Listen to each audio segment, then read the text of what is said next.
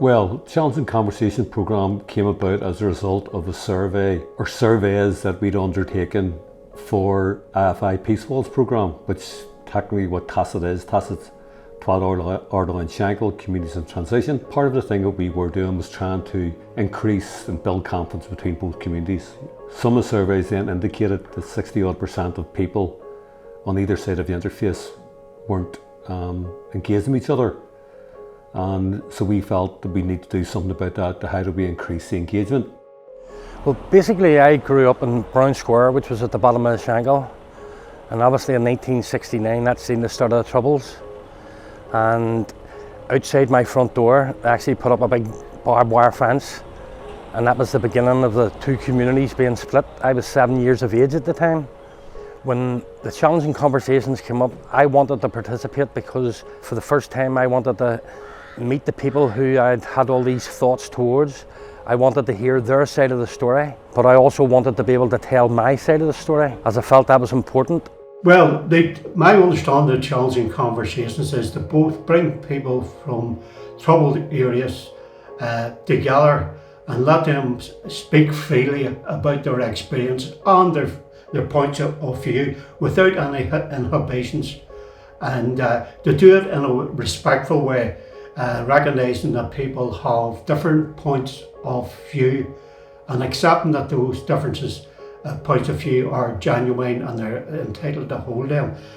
It's hopefully it's a small step towards breaking down the barriers, not just in Belfast and the Ardal and Shankill areas, but hopefully it'll spread across the whole of Northern Ireland.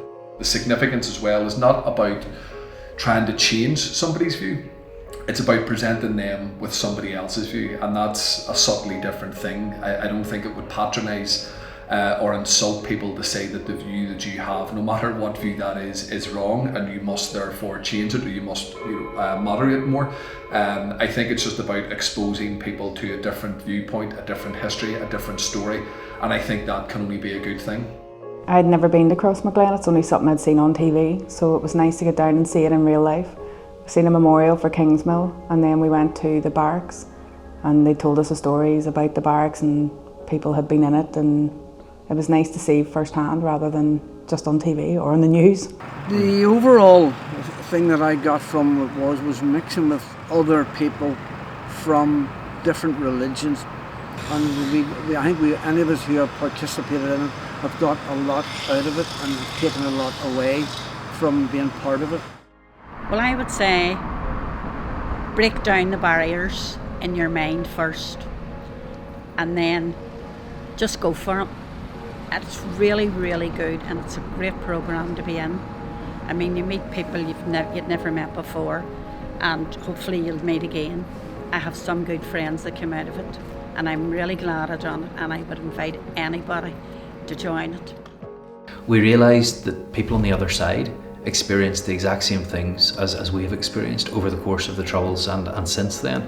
And I think people realised how much more they had in common than the differences that existed between them. And I think that if we want to move to a place of reconciliation, we have to recognise that other people are just like ourselves, and that there's really not much of a difference between us. So that's how we move forward, and that's how we build a better society, when we realise that we're all in this together. This is our country. We have to live and work among each other, so we have to get on with one another.